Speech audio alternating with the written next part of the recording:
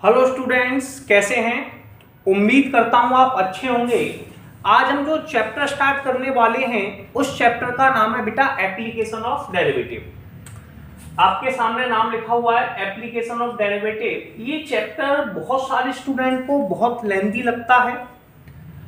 Chapter आसान है, बस प्रॉब्लम यह है कि थोड़ा सा न्यूमेरिकल में लैंग्वेज के थ्रू एक्सप्लेन किया जाता है। मैं आपको इसके सारे इंपोर्टेंट क्वेश्चन और कुछ कॉन्सेप्ट समझाऊंगा जिससे आप इन चैप्टर को बहुत आसानी से समझ सकते हैं। सबसे पहला वर्ड मैं आपने बता रहा हूं बेटा, कहीं पर अगर इंक्रीजिंग लिखा हुआ है कोई चीज, जब भी कभी कोई चीज इंक्रीज या डिक्रीज होती है तो आप समझ लेना वो एप्लीकेशन ऑफ डेरिवेटिव है। बेटा इंक्रीज का मतलब होता है कि वो भैया पॉजिटिव साइन है। कैसा है, पहली लाइन आपको याद कर लेनी है। इंक्रीज का मतलब है कि उसमें पॉजिटिव साइन लगने वाला है और डिक्रीज का मतलब है कि भाई उसमें नेगेटिव साइन लगने वाला है। ठीक है, और कहीं पर भी ये दोनों काम हो रहे हैं, कोई चीज इंक्रीज हो रही है या डिक्रीज हो रही है, तो आप समझ जाना वो टॉपिक आपका एप्लीकेशन ऑफ डेरिवेटिव है। ठीक है, यहां पर सेकंड वर्ड है रेट ऑफ चेंज। कोई चीज बढ़ती है या कम होती है उसे बेटा रेट ऑफ चेंज कहते हैं। और रेट ऑफ चेंज को हम सभी लोग डिफरेंशियल कहते हैं। डिफरेंशियल को डी अपॉन डी टी, जैसे अगर किसी के साथ डिफरेंशियल आपको नहीं पता है तो हम मान के चलते हैं कि वो टाइम के साथ चेंज हो जाएगी। अदरवाइज क्वेश्चन में दिया होगा जैसे D upon D T time के साथ हो गया, कभी मान लो पैसे के टर्म में तो डी अपॉन डी एक्स हो गया। ठीक है, कभी रेडियस के साथ बोला तो डी अपॉन डी आर हो गया। ठीक है, कुछ चीजें आपको और बताऊं, जैसे कभी आप एज्यूम, सबसे पहले जब आप क्वेश्चन लिखेंगे तो लेट लिखेंगे। क्या लेट लिखेंगे कि भाई लेट लिख देंगे कि मैंने रेडियस को आर मान लिया। ये आर आप कैपिटल में भी मान सकते हैं, स्मॉल में भी मान सकते हैं। जो रेडियस होती है या सिंगल लेंथ होती है उसे बेटा सेंटीमीटर या मीटर में लिखते हैं, यानी कि सिंगल यूनिट में लिखते हैं। वो सिंगल यूनिट आपको न्यूमेरिकल में दी होगी। ठीक है, तो दूसरा हमारे पास होता है बेटा एरिया। क्या होता है एरिया? एरिया को कैपिटल ए से रिप्रेजेंट करते हैं। एरिया को किससे रिप्रेजेंट करते हैं बेटा? कैपिटल ए से। और जब इसको लिखा जाता है तो सेंटीमीटर का स्क्वायर या मीटर का स्क्वायर लिखा जाता है, या फिर जो यूनिट आपको दे रखी है उस यूनिट का स्क्वायर आ जाता है। ठीक है, इसके बेटा वॉल्यूम को हम लोग वी कहते हैं। वॉल्यूम को बेटा क्या कहते हैं? वी। और वॉल्यूम को बेटा सेंटीमीटर का क्यूब या मीटर का क्यूब कहते हैं। वॉल्यूम को क्या कहते हैं बेटा? सेंटीमीटर का क्यूब या मीटर का क्यूब। कोई प्रॉब्लम है? अब कुछ चीजें एक समझ लेनी चाहिए, जैसे किसी का आपने D R upon D T निकाला। आर कौन था बेटा? रेडियस।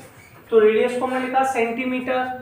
ये पर होता है, पर का साइन जैसे कई लोग डिवाइड लगता है पर, यानी कि इतना सेंटीमीटर इतने सेकंड के साथ, तो इसे कहते हैं सेंटीमीटर पर सेकंड। आप एक चीज समझ लीजिए, जब भी किसी रेडियस का करते हैं तो उसे सेंटीमीटर पर सेकंड लिखते हैं। दूसरी बात आपको ये भी याद होनी चाहिए कि सेंटीमीटर पर second D R upon D T का आंसर होता है। किसका आंसर होता है? D R upon D T का। यहाँ पर दो वर्ड आपके याद करने लायक थे। पहला सेंटीमीटर पर सेकंड, बेटा D R upon D T को जब लिखेंगे तो सेंटीमीटर पर सेकंड, ऐसा कोई रूल नहीं है कि सेंटीमीटर पर सेकंड एक लेंथ की यूनिट होगी, उसके डिवाइड में टाइम की यूनिट होगी। जैसे हमने जनरल टर्म्स में याद किया सेंटीमीटर पर सेकंड। ठीक है, मीटर पर मिनट भी हो सकता है, वो आपको न्यूमेरिकल में दिया होगा। तो अभी हमें इतना याद रखना है कि D R upon D T का मतलब है जो उसकी यूनिट मेजर करते हैं वो सेंटीमीटर पर सेकंड में करते हैं या सेंटीमीटर पर सेकंड को D R upon D T में मेजर करते हैं।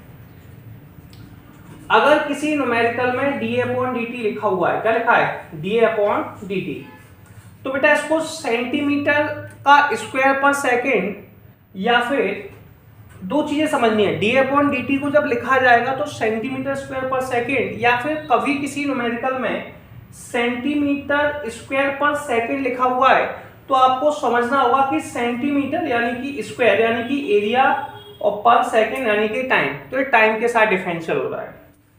सेंटीमीटर क्यूब पर सेकंड को बेटा डीवी अपॉन डीटी कहते हैं। डीवी अपॉन डीटी को सेंटीमीटर क्यूब पर सेकंड कहते हैं। इसे क्यूबिक सेंटीमीटर भी कहते हैं। क्या कहते हैं? क्यूबिक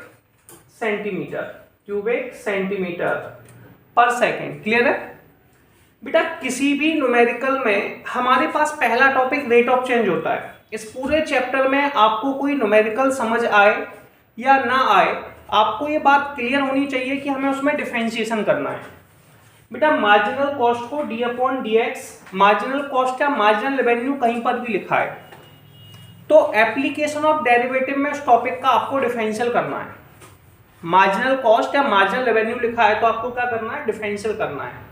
भैया मार्जिनल कॉस्ट वाली बात है, कॉस्ट किस में आता है, पैसों में, और तो पैसों का जो डिफरेंशियल है बालक वो किसके साथ होगा, पैसों के साथ। पैसा कोई टाइम के साथ नहीं बढ़ता। जैसे आपके पास 100 रुपए थे, आपने गुल्लक में 1 साल के लिए रख दिए, तो वो 100 रुपए ही रहने वाले हैं। जब आप उसको इन्वेस्ट करेंगे, उसमें और पैसे ऐड करेंगे तो पैसा बढ़ता है, तो पैसे का डिफरेंशियल पैसे के साथ ही होगा। कुछ फिगर्स आते हैं यहाँ पर जिन पर हम डिस्कस कर लेते हैं। सबसे पहले हमारे पास आता है एरिया ऑफ सर्कल। बेटा एरिया ऑफ सर्कल हम सबको याद है, हम बचपन से याद कर चुके हैं। ये सर्कल का फिगर होता है और एरिया ऑफ सर्कल होता है पाई आर स्क्वायर। जब मैं आपको न्यूमेरिकल पढ़ाऊंगा तो आपके पास ये फॉर्मूले आपको याद होने चाहिए। तो सबसे पहला फिगर है बेटा एरिया ऑफ सर्कल, और एरिया ऑफ सर्कल हमारा होता है पाई आर स्क्वायर। क्या होता है, पाई आर स्क्वायर। कोई डाउट है? एरिया ऑफ सर्कल के बाद बेटा सर्कल का एरिया आप समझ रहे हैं, है ना, इसके बाद होता है सरकमफ्रेंस।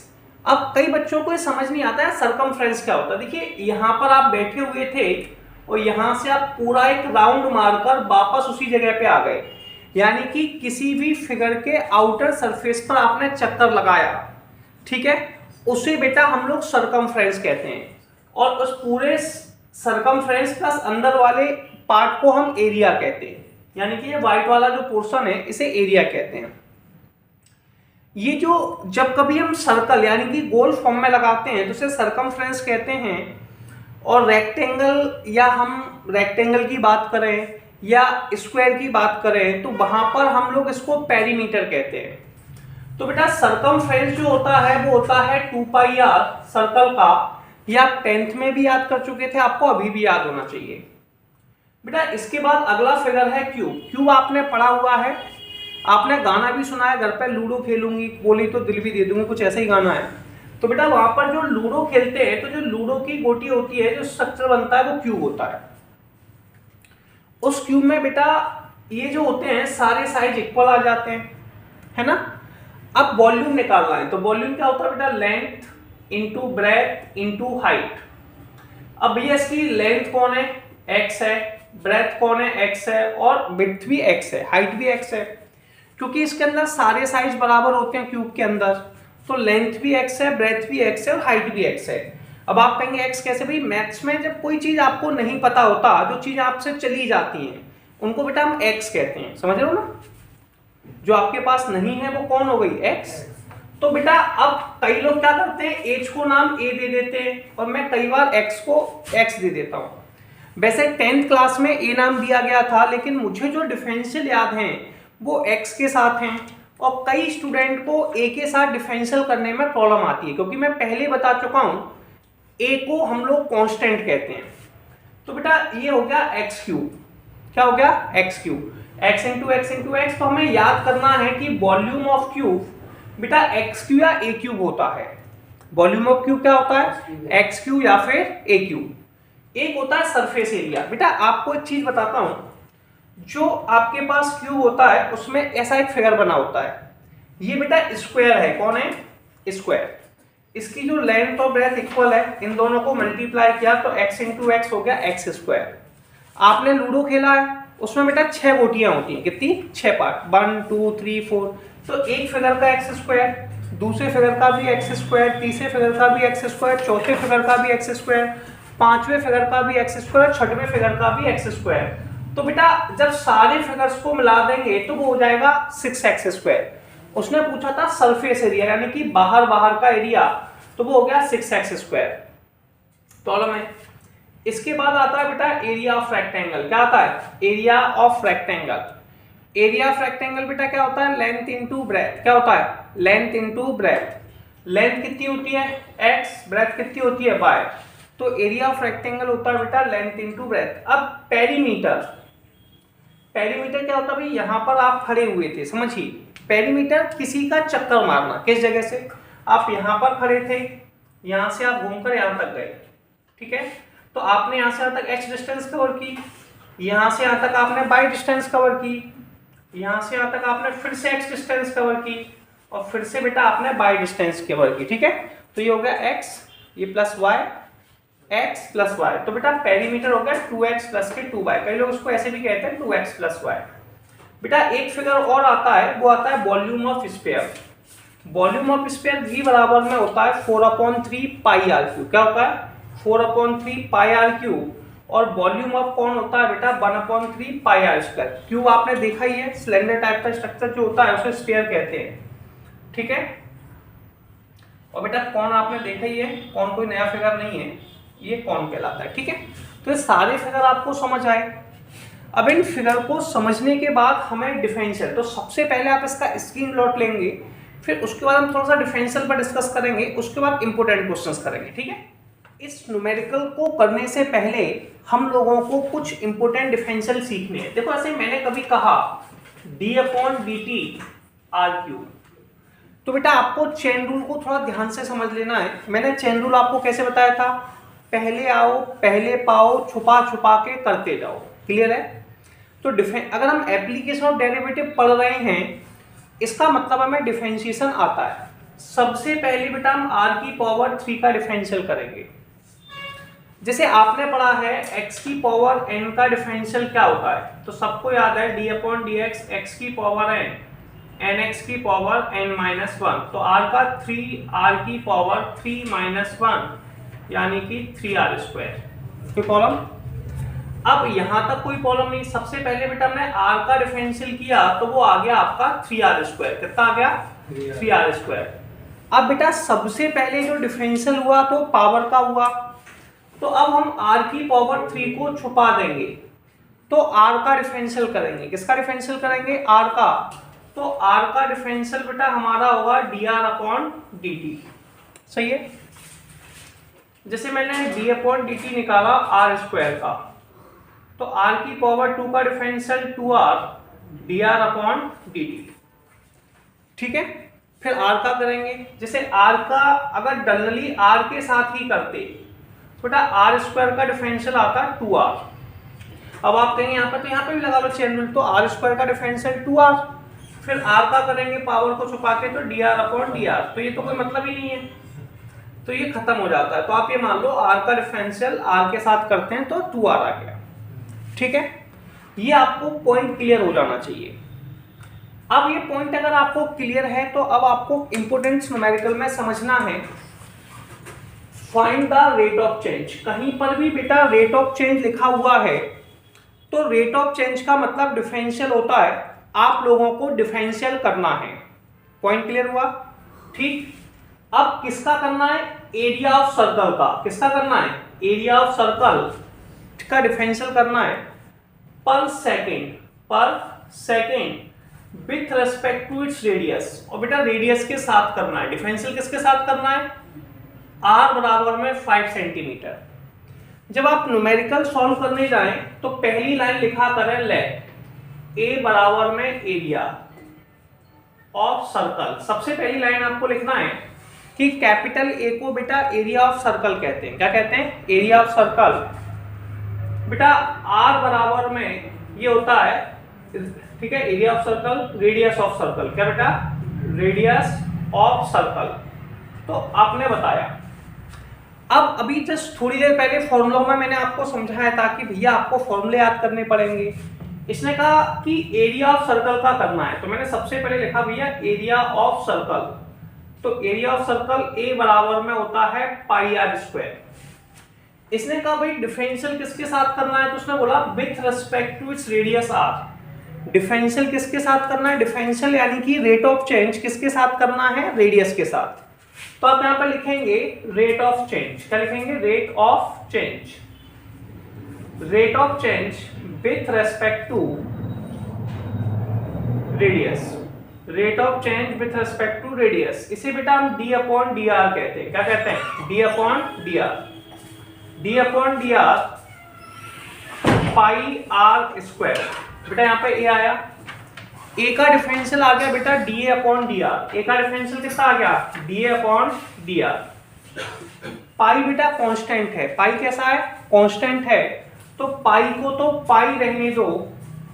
आर स्क्वायर का डिफरेंशियल होगा बेटा 2r। आर स्क्वायर का डिफरेंशियल कितना होगा 2r। एक बात मन में बसा लेना, जब तक डिफरेंशियल कंप्लीट नहीं होगा, जब तक डिफरेंशियल कंप्लीट नहीं होगा, आप सबको पता है डी अपॉन डी आर कह रहा भाई मैं आर से मतलब रखूंगा, आर के अलावा सारी वैल्यू कांस्टेंट है, तो पाई कांस्टेंट है बाहर आ गया।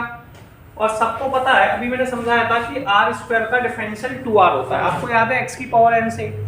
अब ये डिफरेंशिएशन कंप्लीट हो गया है। कई लोग क्या करते हैं पहले r की वैल्यू रख लेते हैं ना, जब आपका पूरा क्वेश्चन कंप्लीट हो जाए उसके बाद बेटा आपको r की वैल्यू लिखनी है, ठीक है। अब हमारा क्वेश्चन कंप्लीट हो चुका है तो हम r की वैल्यू रखने वाले हैं। अब इसके बाद लिखेंगे हम when r equal to 5 centimetre. अगर r का आंसर बेटा 5 सेंटीमीटर है, r का आंसर कितना है 5 सेंटीमीटर, कोई समस्या बेटा? r का आंसर कितना है 5 सेंटीमीटर, तो हम यहाँ पे लिखेंगे डी अपॉन डी आर, निकालेंगे rate of change r equal to 5 centimetre, तो यहाँ पे लिखेंगे 2 पाई और r का आंसर 5, तो 2 इंटू 5 10 पाई। ऊपर बेटा एरिया है, एरिया को बेटा हम कहते हैं सेंटीमीटर का स्क्वायर, नीचे रेडियस है और रेडियस को बेटा हम कहते हैं सेंटीमीटर, तो आंसर आ गया 10 पाई सेंटीमीटर का स्क्वायर पर सेंटीमीटर। तो ये क्वेश्चन हमारा कंप्लीट हो गया। अब हम लोग नेक्स्ट क्वेश्चन देखते हैं। बेटा अगला क्वेश्चन लिखा हुआ है the volume of cube.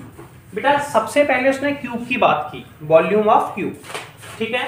Is increasing, मैंने आपको स्टार्टिंग में एक्सप्लेन किया था कि अगर कभी किसी न्यूमेरिकल में इंक्रीजिंग लिखा हुआ है, इसका मतलब होता है कि उसमें पॉजिटिव साइन लगेगा, और डिक्रीजिंग लिखा हुआ है इसका मतलब है उसमें नेगेटिव साइन लगेगा। The volume of cube increasing at the rate of 9 cubic centimetre per second. बेटा उसने बोला सबसे पहले देखो आपको मैं बता दूं, रेडियस को r कहते हैं, लेट कर लो, रेडियस को बेटा हम r कहते हैं, एरिया को a कहते हैं और वॉल्यूम को v कहते हैं।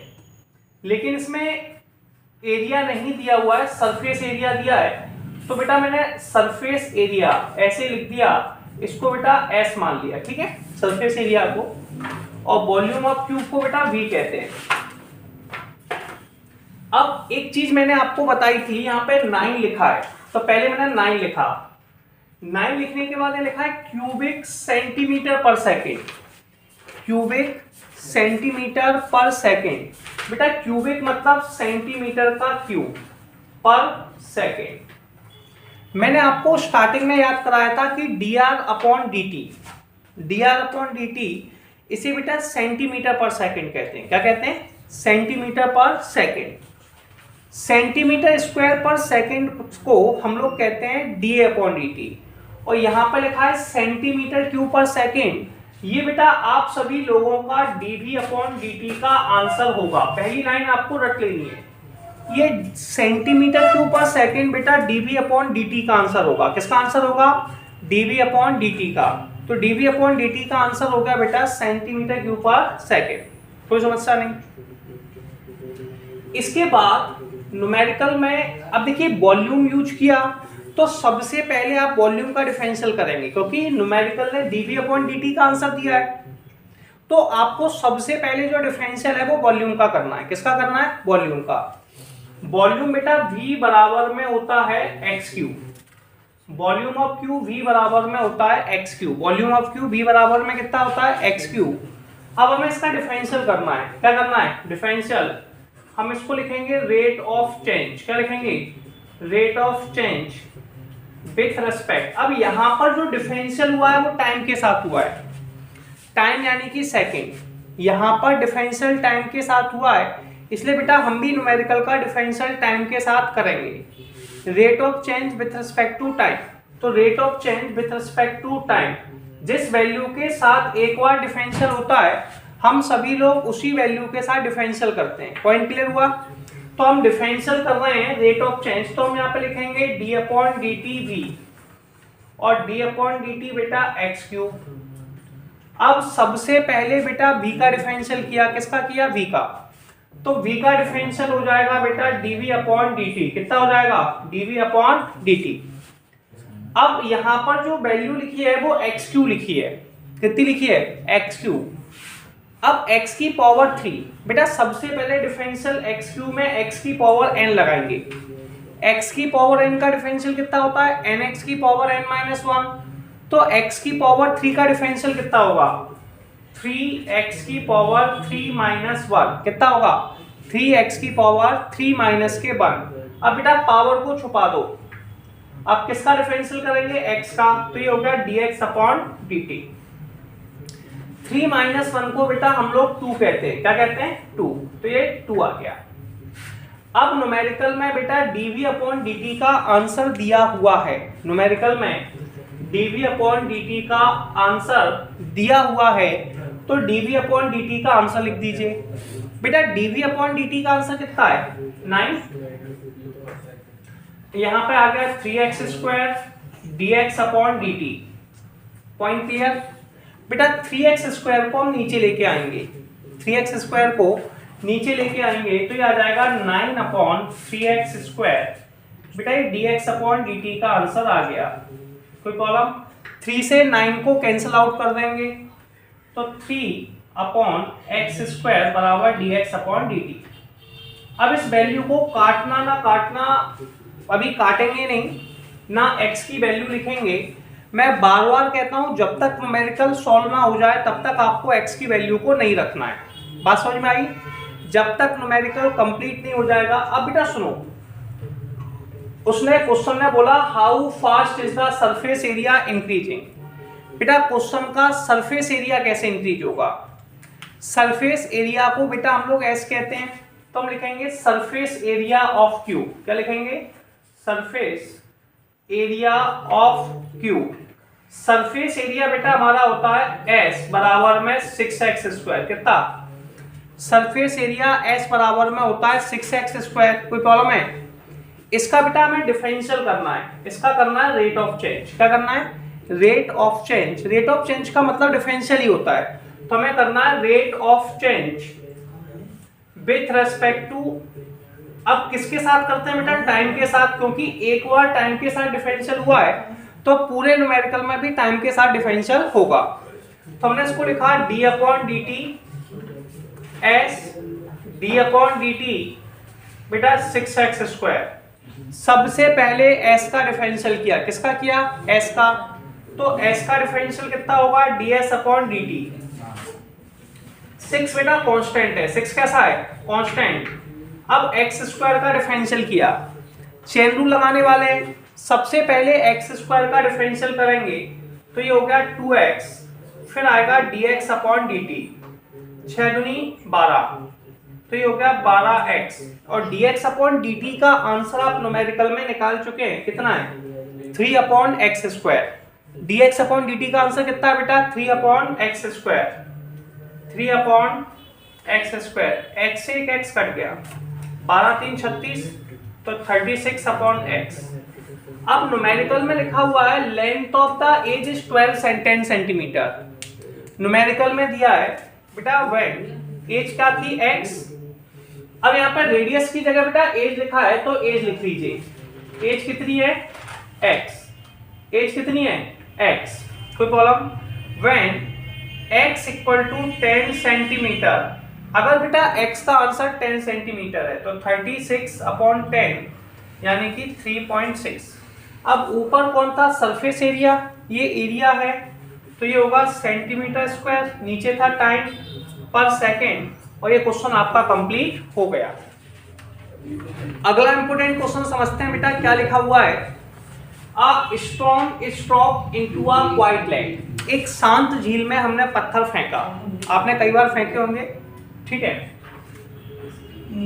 Waves moves in the circle, और बेटा जब पत्थर फेंकते हैं तो सर्कल के फॉर्म में बनता है 4 सेंटीमीटर पर सेकेंड। किस स्पीड से बनता है बेटा, 4 centimetre per second. At the instant when the radius of circle is 10 centimetre, at the instant when the radius of circular wave is 10 centimetre, how fast the enclosed area increasing. बेटा सबसे पहले सुनो, are बराबर में radius, are बराबर में radius, ए बराबर में एरिया, ए बराबर में एरिया।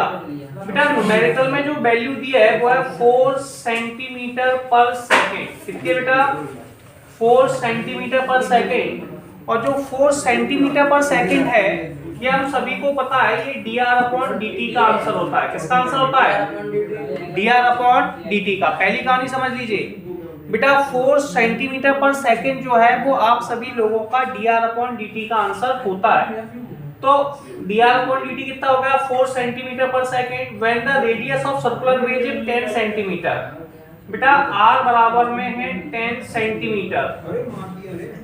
जब बेटा यहां तक क्लियर हुआ? अब समझिए यहां पर हमें क्या निकालना है, उस बात पर ध्यान देना है। बेटा सबसे पहले how fast enclosed area increasing, इसका एरिया कैसे बढ़ेगा। अच्छा, जो पत्थर फेंकने पर जो स्ट्रक्चर बनना था वो सर्कल का फॉर्म था, तो हम सबसे पहले लिखेंगे एरिया ऑफ सर्कल। क्या लिखेंगे? Area of circle. Area of circle A बराबर में होता है बेटा पाई आर स्क्वायर। कितना होता है? एरिया ऑफ सर्कल होता है ए बराबर में पाई आर स्क्वायर। यहां पर देखेंगे ध्यान से, जो डिफरेंशिएशन है, जो रेट ऑफ चेंज है वो टाइम के साथ हो रहा है। किसके साथ हो रहा है? टाइम के साथ। इसलिए बेटा पूरे न्यूमेरिकल का डिफरेंशियल टाइम के साथ करना है, तो हम लिखेंगे रेट ऑफ चेंज। क्या लिखेंगे? रेट ऑफ चेंज बेटा with respect to time, with respect to time. तो बेटा रेट ऑफ चेंज हम सभी लोगों को टाइम के साथ करना है, तो हम लिखेंगे d/dt a, d/dt pi R square. A का डिफरेंशियल होता है बेटा dA/dt। कितना होता है? dA/dt। कोई प्रॉब्लम है? पाई बेटा कांस्टेंट है। सबसे पहले आर स्क्वायर का डिफरेंशियल करेंगे, यानी कि पावर का डिफरेंशियल करेंगे। आर स्क्वायर का डिफरेंशियल होता है बेटा 2r। फिर आर स्क्वायर का डिफरेंशियल करने के बाद आर का करेंगे तो हो जाएगा dr/dt। कोई प्रॉब्लम है? अब बेटा यहां तक कोई प्रॉब्लम? अब न्यूमेरिकल में जो वैल्यू आपको दे रखी है, जैसे r का आंसर दिया है, dr/dt का आंसर दिया है, तो r और dr/dt का आंसर लिख दीजिए। When r equal to 10 centimetre, dr/dt बराबर में बेटा हमें दिया है 4 सेंटीमीटर पर सेकेंड। कोई प्रॉब्लम? सबसे पहले बेटा 2 पाई तो 2 पाई है, r का आंसर कितना है? 10 इंटू 4, 10 इंटू 4 बेटा 80 पाई। अब यहाँ पर जो वैल्यू है उस पर ध्यान दीजिए। ऊपर है एरिया, एरिया नापेंगे सेंटीमीटर स्क्वायर पर सेकंड में, और ये क्वेश्चन आपका कंप्लीट हो गया। हम लोग नेक्स्ट क्वेश्चन देखते हैं। अगला क्वेश्चन क्या लिखा हुआ है बेटा? नेक्स्ट क्वेश्चन है the length x of a rectangle is decreasing. बेटा सबसे पहले न्यूमेरिकल ने बोला कि रेक्टेंगल की जो लेंथ है वो x है, तो आपने x बराबर में है लेंथ, ये आपको याद रखना है, at the rate of 3 centimetre per second. इसमें एक वर्ड है 3 सेंटीमीटर पर सेकेंड और डिक्रीजिंग। तो बेटा 3 सेंटीमीटर पर सेकेंड क्या होता है? देखो पहली बात समझना, 3 सेंटीमीटर पर सेकेंड। बेटा 3 सेंटीमीटर पर सेकेंड जो है वो बेटा आपका लेंथ है, तो लेंथ यानी कि सेंटीमीटर, आपको याद करा था सेंटीमीटर पर सेकेंड dx/dt का आंसर होता है। तो बेटा न्यूमेरिकल में मैं dx/dt का आंसर दे रखा है 3 सेंटीमीटर पर सेकेंड, और इसमें माइनस का साइन लगा देंगे। अगला है and width y is increasing. अब डिक्रीजिंग का मतलब होता है नेगेटिव साइन। विड्थ है y कौन है बेटा? विड्थ है, तो y को हमने लिख दिया विड्थ है। तो विड्थ बेटा क्या हो रहा है? इंक्रीज हो रही है। तो dy/dt का जो आंसर है वो न्यूमेरिकल में दिया है 2 सेंटीमीटर पर सेकेंड पर मिनट। सेकेंड नहीं दिया है, मिनट में दिया हुआ है, तो कोई प्रॉब्लम नहीं, मिनट लिख दो। Minute x equal to 10 centimetre. बेटा न्यूमेरिकल में x की वैल्यू हमें दे रखी है 10 सेंटीमीटर। कितनी दे रखी है? 10 सेंटीमीटर। और y हमें दे रखा है 6 सेंटीमीटर। एक पॉइंट है बेटा रेट ऑफ चेंज। मैंने कई बार समझाया है कि रेट ऑफ चेंज का मतलब डिफरेंशियल होता है। यहाँ पर डिफरेंशियल टाइम के साथ हो रहा है तो हम लोग भी डिफरेंशियल टाइम के साथ करेंगे, ठीक है बेटा। डिफरेंशियल किस किस का करना है वो न्यूमेरिकल बता रहा है। पहले केस में कह रहा है कि भाई पेरीमीटर का करो, सेकंड केस में कह रहा है कि एरिया ऑफ रेक्टेंगल का करो। बेटा सबसे पहला एक केस लिखेंगे, इसमें लिखेंगे पेरीमीटर। क्या लिखेंगे? पेरीमीटर। पेरीमीटर को पी कहते हैं और पी बराबर में बेटा हमारे पास है 2x प्लस के 2y। पेरीमीटर कितना है बेटा? 2x प्लस के 2y। कोई प्रॉब्लम है? अब इसको बेटा रेट ऑफ चेंज निकालना है। क्या निकालना है? पेरीमीटर आपका रेक्टेंगल का होता है तो rate of change. Rate of change. Rate of change का मतलब क्या है? डिफरेंशियल किसके साथ करना है? With respect to time. Time के साथ करना है, ठीक है। टाइम के साथ मतलब d अपॉन dt लगाना है। d upon dt p, d upon dt 2x plus के 2y। p का डिफरेंशियल होता है बेटा dp अपॉन dt। 2x का डिफरेंशियल dx अपॉन dt और y का डिफरेंशियल dy अपॉन dt। कोई समस्या है? x का डिफरेंशियल कितना होता है बेटा? dx upon dt। y का डिफरेंशियल dy अपॉन dt। 2 तो 2 है बेटा। न्यूमेरिकल में dx अपॉन dt का आंसर दे रखा है, कितना दिया है बेटा? माइनस के 3 प्लस के 2 और dy अपॉन dt का आंसर कितना दिया है? 2। तो 3 इंटू 2 कितना हो गया? माइनस के 6 प्लस 4 और ये माइनस के 2 आ गया सेंटीमीटर पर मिनट। तो बेटा पेरीमीटर आ गया। सेकंड केस में उसने हमसे पूछा कि भैया सरकमफ्रेंस का निकाल लो, तो बी केस है आपके पास area of rectangle. Area of rectangle. Area of rectangle होता है a बराबर में x इंटू वाई। कोई प्रॉब्लम है? बेटा हम लोग यहाँ पर रेट ऑफ चेंज निकालेंगे। पहला वर्ड है रेट ऑफ चेंज। क्या है बेटा? Rate of change with respect to time. हमें टाइम के साथ डिफरेंशियल करना है तो हमने लिखा d upon dt a, d upon dt x into में y। बेटा आप सबको पता है a का डिफरेंशियल होता है dA अपॉन dt।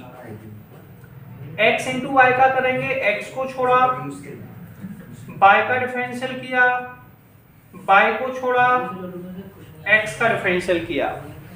x आपका बेटा x रहने वाला है और y का डिफरेंशियल होगा dy अपॉन dt। बेटा y आपका y रहने वाला है, x का डिफरेंशियल होगा dx अपॉन dt। इसमें हमें x dy dx से सारे आंसर दे रखे हैं जो आपको पुट अप करने हैं। बेटा x की वैल्यू है 10, dy dt की 2, y की वैल्यू है बेटा 6, dx अपॉन dt की माइनस, तो 20 माइनस 18 प्लस 2। ऊपर एरिया है, एरिया को बेटा हम लिखते हैं सेंटीमीटर स्क्वायर, नीचे टाइम है पर मिनट।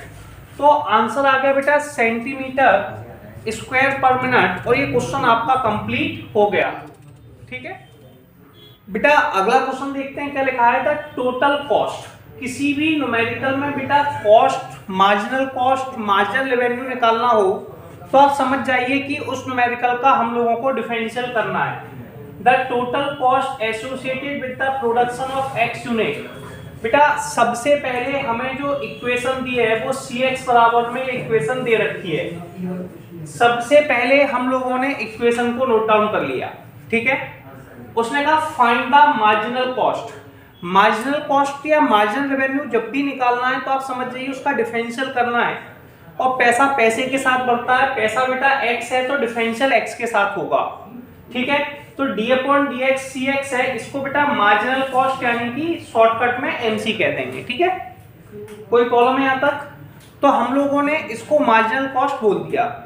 इसका डिफरेंशियल करना है, देखो 0.005 x³ का डिफरेंशियल होगा बेटा 3x स्क्वायर। कितना होगा? 3x square.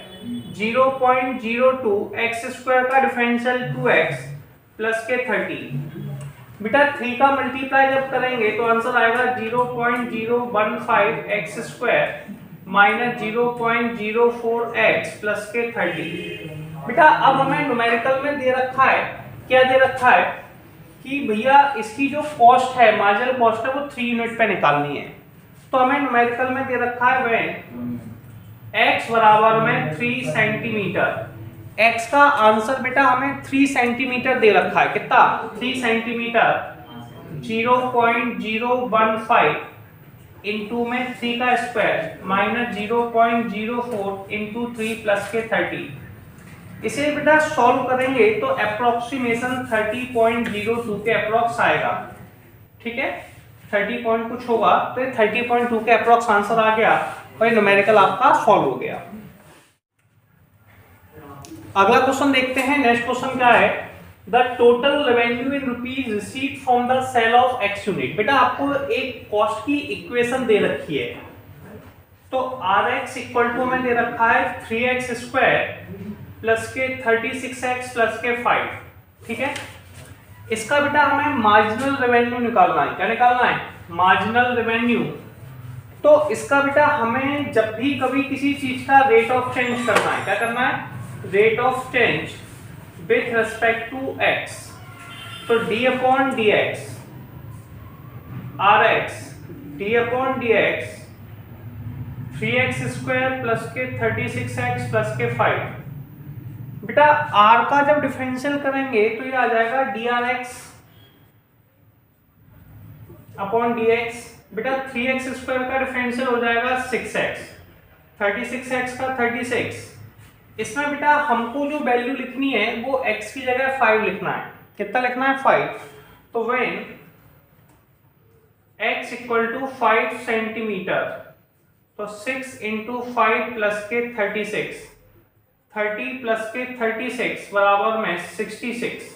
तो बेटा आंसर आ गया आपका 66 रुपीज। ठीक है।